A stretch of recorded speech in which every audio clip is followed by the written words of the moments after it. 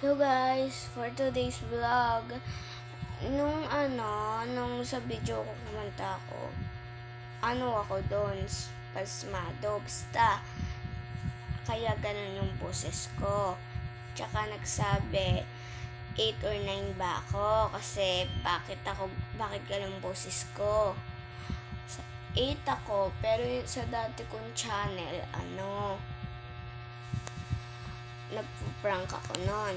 Kasi gusto ko palagi mag-prank pag taon-taon.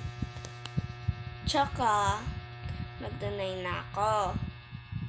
Pero, 24 likes yon. Tsaka, pero 2 likes, pero 2 subscribers pa lang ako.